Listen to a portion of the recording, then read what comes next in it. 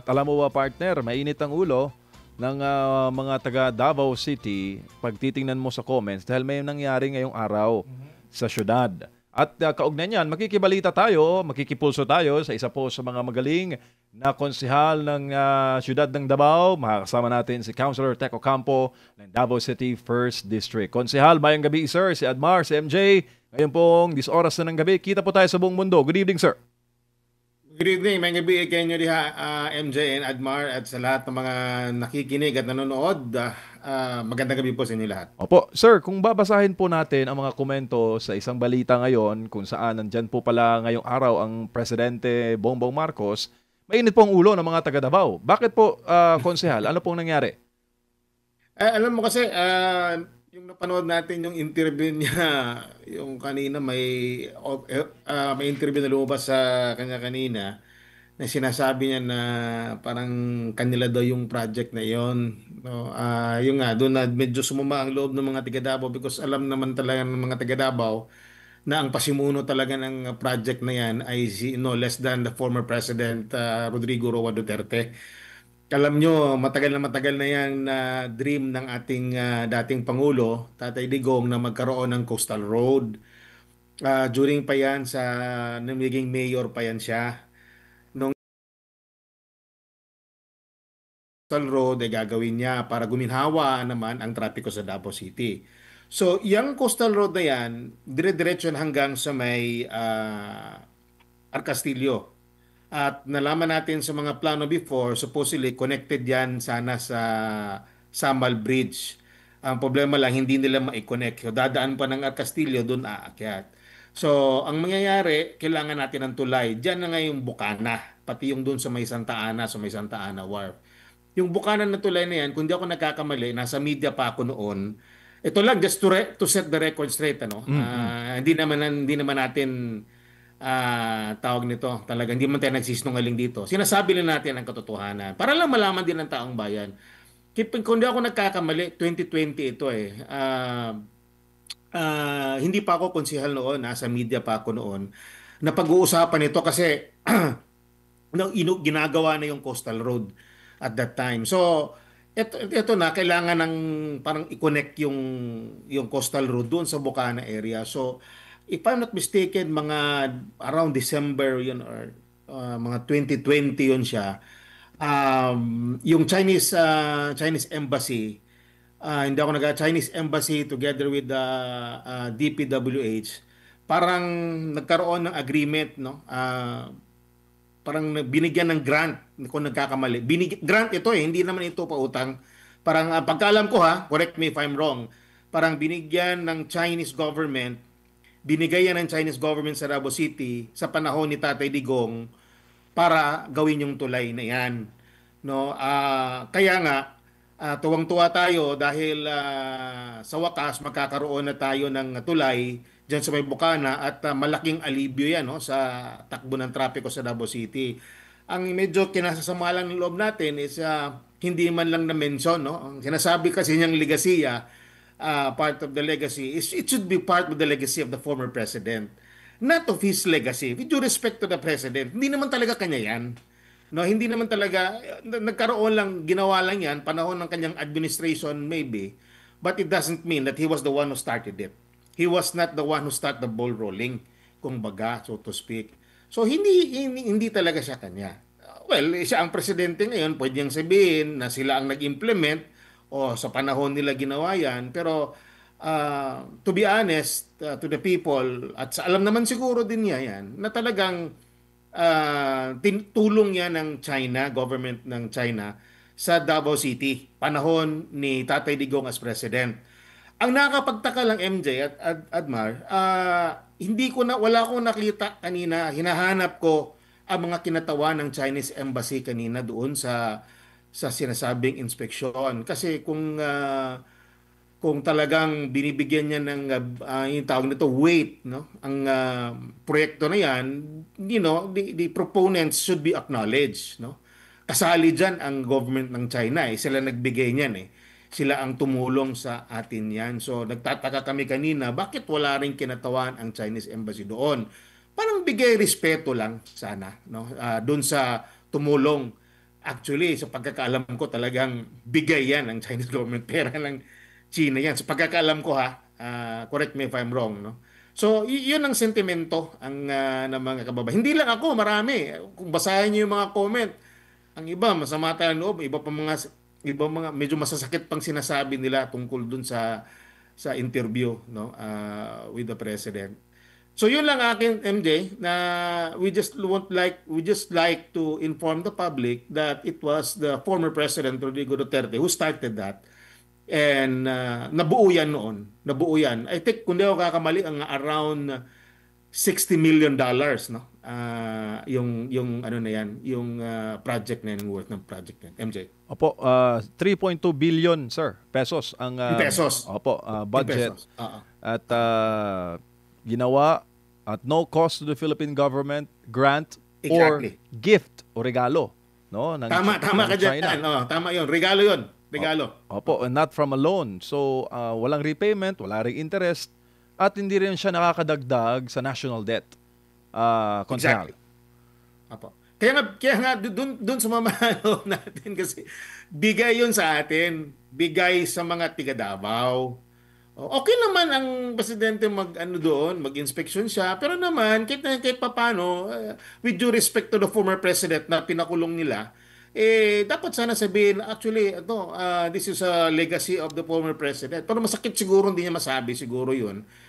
Siyempre, politically, baka hindi niya talaga sa Bisaya pa, hindi niya malitok, hindi niya masabi yung mga words na yun. Pero alam niya yan, I think the president knows that, hindi sa kanya yan, kay Tatay Digong yan, at nabuo yan, at napirmahan yan, agreed upon yan during the time of the incumbency of the former President Tatay Digong. And as you said nga, and confirm talaga, it's really a grant. Bigay yan. Kaya nga kanina, I was expecting that nandun ang mga kinatawa ng Chinese embassy. No, but unfortunately wala talaga ako nakita. Wala ako nakita ang mga members ng consular office doon. It was only a few people siguro from the side of the president, the side of the government, and from DPWH and DOTR, and siguro maraming mga doon. Pero wala akong nakitang tawag nito, kinatawa ng Chinese embassy. As tinanong ko yung taga DPWH, ang tinanong ko kung kailan ba talaga officially magbubukas yan, ang sabi is December 15, no? December 15. Tapos ito ata ang magbibigay alibyo ng trapiko diyan, yung dumadaan sa may Bolton Bridge at Governor Generoso Bridge sa Bangkiruhan, at yung dadaan doon sa may Rojas Avenue, habang hindi pa ata makumpleto yung doon sa may Santa Ana where. But again, this is really a welcome development, no, sa tiga Davao. Opo. Kaso lang yun na nga, kay Tatay Digong ito. Opo. Konsehal, bago lang si partner Admar. Sir, kung babasahin mo po kasi yung mga komento, no, sa social media, titingnan mo rin yung analytics. To sum it all, ang comment ng tao, kung magbubulit summary tayo, rubbing salt into the wound yung nangyari, na parang may sugat na nga kasi nga ang Davao City, ang buong Davao region, mahal na mahal ang dating presidente, tapos nagpunta pa dyan ng presidente ngayon, tapos ito ang ginawa niya. Panistula daw pahiran ng asin yung sugat sa puso ng mga Dabawenyo. Anong masasabi mo doon, sir, sa komento? Totoo yan. Sa balita pa nga kanina, sa nanonood ako ng TV, kaya nga sabi ko minsan ayoko na manood ng, except sa inyo ha, may ibang balita kasi parang ewan ko, parang minsan hindi ko na gusto na napapanood. Anyway, kanina wala akong choice, gusto kong tignan ko talaga, lumabas nga sa mainstream media yung balita kanina. Lumabas nga siya, nakita ko nga doon na ang pagka-headline pa ata parang pinuntahan ng Pangulo ang baluarte ng mga Duterte. Para bang sinasabi nila na para bang napasok, no? Napasok nila. Wala naman talagang problema, pumunta sa dito, no? Hindi na siguro gusto ng mga tao na makita siya, o hindi sa welcome ng mga tao dito. Kasi nung paglipad ng chopper niya kanina, may video ang sinisigaw Duterte. Pero the point is, magbigay naman ng konting respeto. Alam mo yun naman, taga Davao tayo, tapos ang presidente natin doon, si Tatay Digong, and siya rin ang nag-umpisa niyan, yun lang naman ang hinihingi natin, konting respeto, lalo na sa Chinese government, no? Dahil pera nila yon binigay sa atin, sa mga tiga Davao, para matulungan tayo maalibyuhan ang trapiko natin. And yet parang lumalabas pag tinitignan mong interview, talagang parang sila talaga ang nagpasimuno niyang project na yan, legacy projects pa kumbaga. Inspection siya, walang ano yan, hindi yan ghost. Kitang-kita yan at hindi yan substandard. Talagang napakaganda paggagawa niyan. No? Napakaganda yung tulay na yan kasi mismo ang nag-supervise niyan is nandun, I think, nandun yung mga engineers ng Chinese government when it was constructed. Opo, Konsehal, maayong gabi, si Admar po ito. Gabi. Naghalongkat tayo dito sa internet sa mga possible na mga tawag nito, artikulo, no? Related dito. Meron tayong nakuha. Di ko lang alam kung ito ba yung pinatutungkulan na Bukana Bridge, no? Unahin muna natin yung isang artikulo ng Philippine News Agency. Okay, kung pwede ba natin na maipakita. Ito po ay dated October 3, 2018. Okay? So, pwede ba natin na maipakita? Ang title nitong artikulo na ito, Konsehal, ay Chinese to undertake 1.5 billion pesos Davao Bridge project. Ito yung sulat ni Digna Banzon.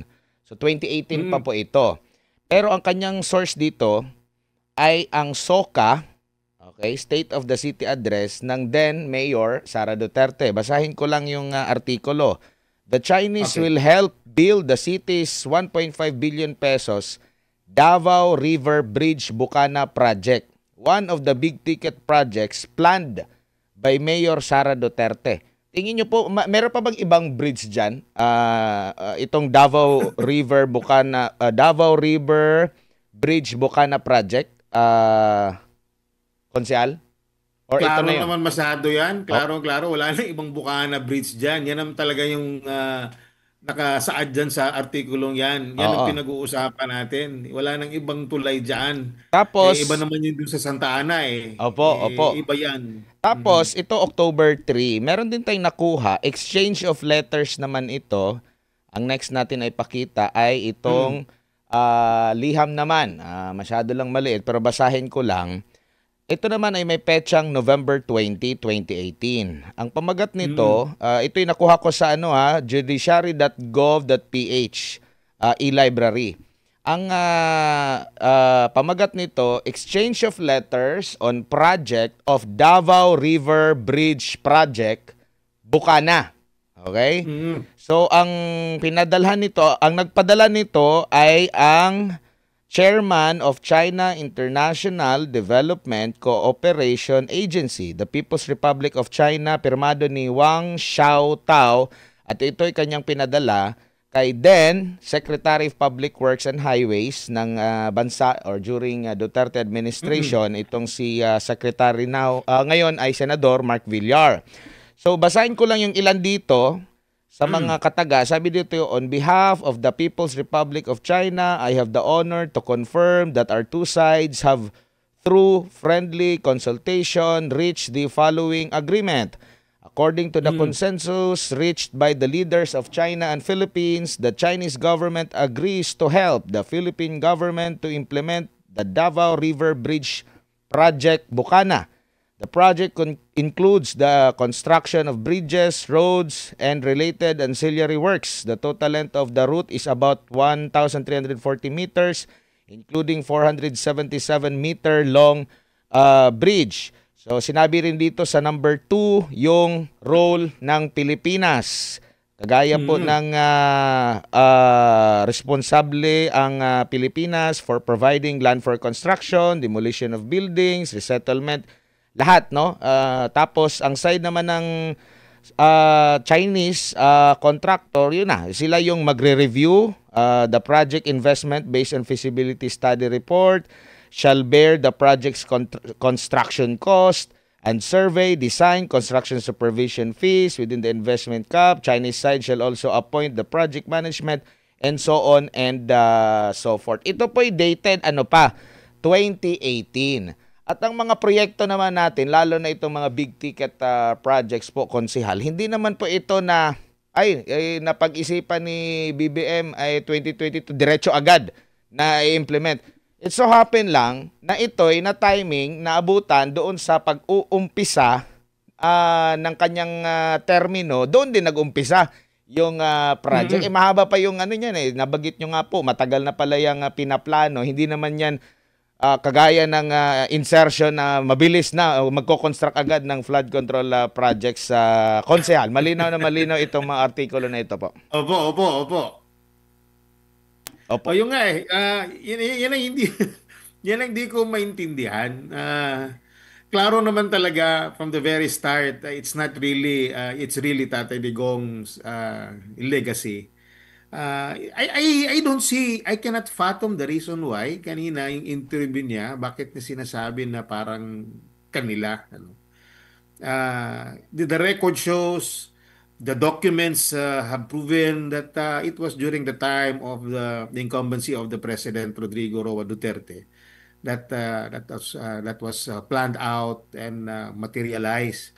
And kaya kasama nga dyan during the time of then Mayor Sara Duterte, who was the Vice President now. Kasama sa dyan Kasi alam nyo, yung mag-ama na yan, they really work hard for the development of the city of Davao. Kaya kung may magandang plano, talagang pinag-uusapan niya ng dalawa. Alam naman natin yan, hindi naman pwede na may plano ito, isa ay hindi, mag-disagree. They all agree on such plans. And tingnan nyo na ang nangyayari sa Davao ngayon, napakaganda. Alam mo, ito, tinitignan ko itong tulay nito, napakaganda ito. Para kang nasa ibang bansa. Yung kakagaling ko lang sa labas, ito'y parang nasa Hong Kong. Alam yung tulay doon, I forgot the type of bridge there in Hong Kong. Pati ito, parang ganito rin yung itsura ng tulay na tatawid ka ng Macau to Hong Kong. Parang ganyan Ganyan ang pagkagawa, napakatibay, napakapulido ang paggagawa. Napakaganda talaga. Malayong-malayo sa mga proyekto na ipinapatupad natin dito na kung ilang taon lang ay biglang bumigay. Saan mga yun? Yung napaka malaki na bridge biglang gumuho na wala man lang lindol, no? So ito ang mga legasiya ni former President Rudy Duterte. And yun na naman ang hinihingi natin konting acknowledgement lang naman. Opo. No, hindi naman natin sila binabastos dito. Ang mga dabuhay nyo hindi bastos. Tayo hindi tayo bastos. Pagpunta nila dito, kahit nga si Senator Trillanes, former Senator Trillanes pumunta dito, hindi nga siya binato. Hindi nga siya binastos, tinapunan ng kahit wala. Pinabayaan lang siya. No, hindi tayo ganoon We are decent people. Kaya, although, of course, kung may lalabas tayong saloobin, talagang nilalabas namin. Pero hindi tayo yung nagpapakita ng parang masamang tao tayo dito sa Davao City. Opo. Yung pinapalabas na natin sa loobin natin. Opo, naalala ko po nung may programa pa yung Gikan sa Masa para sa Masa sa SMNI na yon na part yung kakabalik lang ni former President Rodrigo Duterte sa Gikan sa Masa para sa Masa sa SMNI na program na po niya. Nababanggit din ito kasi during sa first part ng Marcos administration, natanong sa kanya kung okay ba sa kanya na ganito. Sabi niya, wala namang problema sa akin kung ako yung nag-umpisa, iba yung nagtapos ng programa. Bigyan din siya ng credit. Yun pa nga si FPRD kasi parang nakasanayan kasi natin dito sa bansa, parang yung credit grabber, no? Pero sa kanya parang wala sa akin as long as maumpisahan, wala lang sa kanya. Pero ito nga yung parang kakapalan ng mukha na kumbaga hindi mo na nga in-acknowledge, parang yun pa yung sinasabi na parte ng legasiya, no? Kumbaga lalo lang nagke-create ba ng division itong mga ganitong pahayag ng presidente po, konsehal?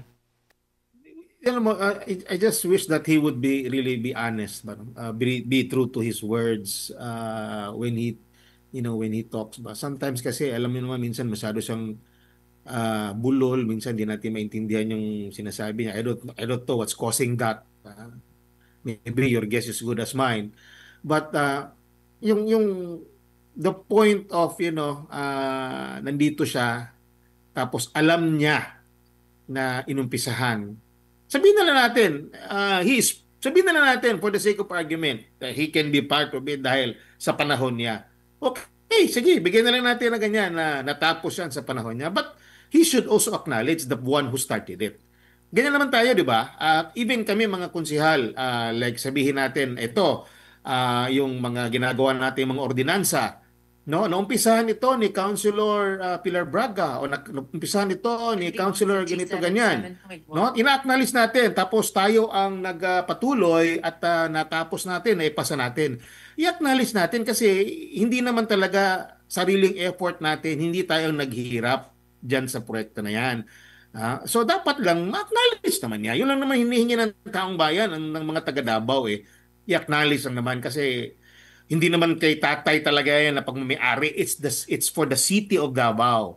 But then again, who started it for the city, for the people to enjoy, was Tatay Digong and then Mayor Sara Opo. Duterte. Yun lang naman. That's just what we want. Wala nang iba. Meron pang dokumento dito ngayon na inilabas din sa social media po, konsehal, yung notice to proceed. Ang notice to proceed dito, naka-address ito sa ano pa ito consultancy pa to, Consortium of CC Highway Consultants. Notice to proceed para sa kanila. Ang nakalagay pa nga dito, consulting services for the conduct of detailed engineering design, construction supervision of China Aid localized project for Davao. Ito po ay kanyang natanggap ang notice to proceed July 1, 2022. Kailan ba nanalo si Bongbong Marcos?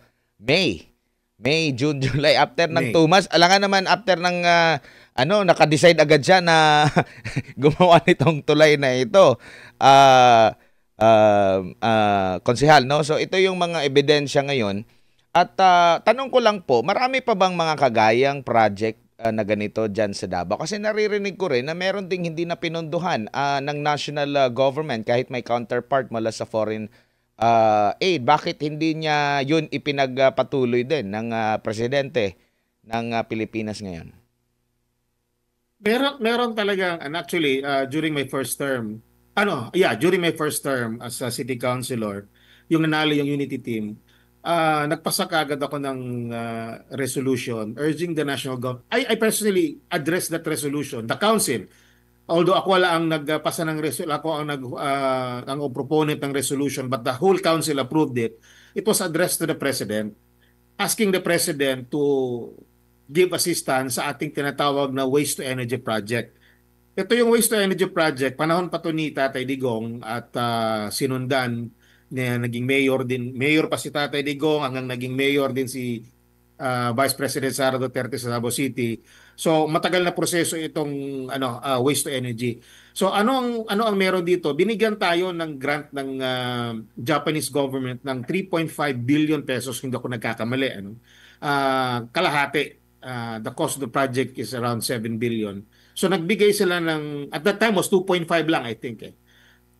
Well, nevertheless, it was really 50% of the cost of the project was a grant from the Japanese government.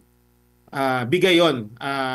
So okay na yon, agreed na yon, nakakuha na tayo ng lupa dito sa Davao City, sa Biao Eskwela. We complied with all the reglementary requirements and everything.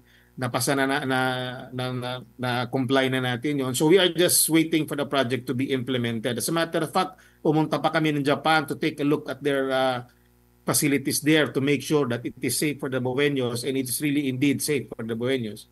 No, although some group will argue with that, but the point is, nakita doon, it was proven that it is a safe and sound technology. Well, yun na sana, hiningi natin, nagpasa tayo ng resolution, and medyo positibo naman kasi bago lang yun eh. After nanalo yun sila sila VP Inday, Sara, and BBM. So yun, positive, ganyan. parang pinorward na, minomonitor kasi namin yung updates noon. So, okay naman ang takbo, parang pupunta doon papunta sa tulong. Nung the later part of the first year, doon na medyo nagkakaiba yung takbo ng politika. Bigla lang namin nalaman na by the end of the 2023, I think, no? End of 2023, kung di ako magkakamali, biglang hininto, ini-stop yung ano lang, parang set aside lang yung project without any reason at all. Ang DNR mismo ang naglabas ng tawag nito ng memo or information or whatever is that. Basta nalaman namin na talagang hindi na nila itutuloy ang project na yan. So nadismaya kami. Nadismaya ang taga Davao because of politics. Parang nahinto yung ano na yan, yung project niya. Masakit din sa amin because kalahati nun is bigyan na ng Japanese government. Pero hindi tayo natinag, no? Hindi tayo nawala ng pag-asa. Ginawa natin ang paraan, nag-usap-usap uli kami ang mga konsehal together with our leaders, together with the mayor and the vice mayor. Nag-usap uli kami and then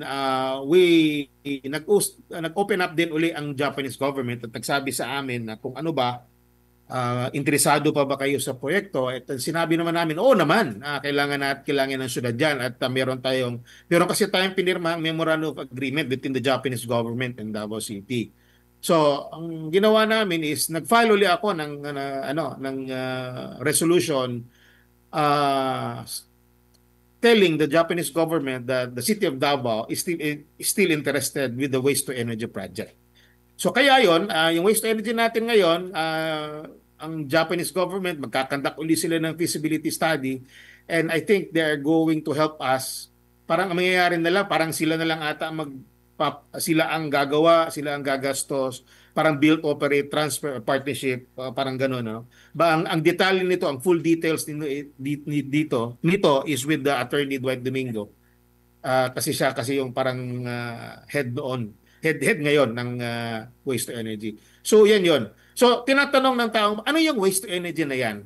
Ito yung teknolohiya kung saan yung ating mga basura ginagawa natin, nilalagay natin doon sa facility ng waste to energy at nako-convert into electricity. Initially, ang sabi ng Japanese government, they are going to build a plant which can generate around 12 megawatt of electricity.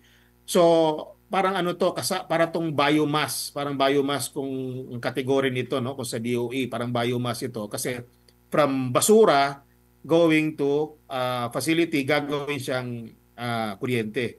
Ibig sabihin, itong basura, instead of lalagay mo dyan crudo or coal, basura ang gagawin mong fuel doon sa facility na yon, sa technology na yon para mag-generate siya ng kuryente for the city of Davao. Ang maganda dito, malinis na masyado ang Davao dahil most of our waste will be put there, lalo yung mga hindi na napapakinabangan. Of course, there will still be segregation. Yung mga mapakinabangan, yung mga gamit pa, marirecycle pa, ay hindi ilalagay sa facility. Yung talagang hindi na pwedeng magamit. Yung mga residual, yung talagang total waste na hindi na kayang i-recycle or gawin pa kung anong klase. So doon na ilalagay yan ngayon sa facility and that will gagawing fuel para mag-generate ng electricity. Napakasayang na proyekto. Kasi supposedly, during our first term pa sana yan, kung tinulungan lang tayo ng national government doon, malamang tapos na ngayon at pinapakinabangan na natin because ang gagawa nun kasi, if I'm not mistaken, ang tutulong dyan, ang contractor is a Nippon Steel. Is, again, Japanese technology pa rin ang i-employ doon. So sayang. So isa yun sa mga proyekto na nakapanghinayang talaga. Kasi talaga as chairperson of the Environment and Natural Resources Committee, isa yun sa talagang priority natin. Kaso lang wala man tayong magagawa. Kukunti lang yung pera natin. Meron tayong kalahati. The Japanese government, I think, increase it to 3.5. So kulang tayo ng 3.5 para makompleto. That's 7 billion kasi yun eh. No? Pero kung titignan mo yon sa mga nawawalang pera ngayon, yung mga nakukurakot ngayon, yung mga napupunta sa mga ghost project, katiting lang yun, barya lang yung 7 billion o 3.5 billion kumbaga, pero instead na napupunta sa maganda, wala, nasa bulsa ng ibang mga opisyal natin. Yun lang ang isa sa nakikita ko, napakasayang na proyekto na sana napapakinabangan na ngayon ng mga tiga Davao. Opo, at least maset natin ang record straight, no, konsehal, para at least maiwasan natin. Ayaw pa naman ng Malacanang ng fake news. Oo, nagpa-rescue Oo. pa nga siya, partner, sa media na tulungan nyo akong lambatin itong fake news na ito. Oo, sa kabila pa yan ng napakalaking confidential fund pa yan, no? Oy. So, marami mga proyekto, no? Actually, kabilang din sa mga issue ngayon ng konsehal. Actually, na-raise din ito ni Congressman Isidro Ungad ng 3rd District dyan sa Davao City. Kasi nga, yung mga malalaking mga proyekto, like kagaya nito, mga key projects ng ating gobyerno, mapapanahon pa ni PRRD hanggang sa kasalukuyan, na dumaan na sa masusing pag-aaral, mga feasibility study, meron ng mga nai-release na pera para talagang comprehensive yung study bago ang pag-implement ng proyekto. Yun pa yung hindi na paglalaanan kumpara doon sa mga insertions at program funds na mas una pang nai-release, at nabanggit nyo nga po, hindi nga nai-release yung malinaw na merong pag-aaral. Kasi nga po dito sa issue ng politika. Siguro bilang panghuli na lang po, Konsehal, mensahe niyo po, hindi lang para sa mga Davaoeños, sa lahat po ng ating mga kababayan ngayon na nagmamasid sa mga ganap ngayon sa ating bansa po. Ay, salamat sa mga taong bayan na nanonood ngayon, nakikinig, hindi lang sa Davao but sa buong bansa at sa buong mundo, no, mga Pilipino ngayon. Dapat tayong ipaglaban natin ang ating karapatan na magsalita. Hindi dapat tayo magpatinag para supilin at hindi tayo bigyan ng karapatan na ilabas ang ating mga saloobin, no? Dapat nating ipaglaban yan ang katotohanan because only the truth really will set us free. No matter how beautiful your lies may have been constructed para maganda pakinggan, lies pa rin yun. Wala, hindi tulad sa mga katotohanan, kahit maikli lang, basta katotohanan, it will really, empower you more para bang mas maganda pa, mas makakabigay ng sigla sa atin na mga Pilipino magsabi ng totoo. Kaya kilatisin natin ang bawat mga impormasyon na makukuha natin, especially sa social media, dahil tayo mismo ay dapat makialam sa mga nangyayari ngayon. Huwag tayo maging bystander lang. Hindi yung titingin lang tayo dahil hindi tayo apektado, wala tayong gagawin, hindi tayo magsasalita. Tayo lahat apektado. Isang dugo lang tayo, isang lahi lang tayo mga Pilipino. Kung may nakikita tayong mali, may nakikita tayong hindi maganda, magsalita tayo. Makialam tayo. Huwag tayong matakot. That's our constitutional rights. Tulad ko ngayon, nagsasalita ako. Hindi ko gusto ang nangyayari. So, walang masama doon. So, yan lang ang masasabi ko sa ating mga taong bayan na, napakasarap ng ating freedom. So, we need really to exercise our freedom, especially freedom of expression, freedom na sabihin natin ang hindi natin gusto, sabihin natin ang mali, sabihin natin, i-criticize natin ang mga hindi magandang ginagawa ng ating pamahalaan, mga opisyal sa gobyerno. Huwag tayong matakot. Dahil tayo ang mga boss, kayo mga boss, tayong lahat mga boss dahil binoto natin sila. Kahit ako, kayo ang mga boss ko dahil binoto nyo ako, yung mga taga-Davao, mga constituents ko. Nagtatrabaho lang ako. Sila, trabahador natin. Dapat managot sila sa kanilang mga ginawang katiwalian. Yun lang. Maraming salamat po, Konsehal, sa imong oras o higayon. Sa ulitin, amping po sa kanunay. Good evening po. Good night. Good night, sir. Ang gabi, salamat kayo. Season pamiugma. Dagang salamat si Konsehal Salamat. Tec Ocampo ng unang distrito po ng lungsod ng Davao. Napag-usapan natin yung Bukana Bridge po, mga kapartner, na magagamit na December 15, no? Wow. Mula sa mahigit 1 oras na biyahe. Wow. Ngayon mas mabilis na po, mga kapartner, ang biyahe po dyan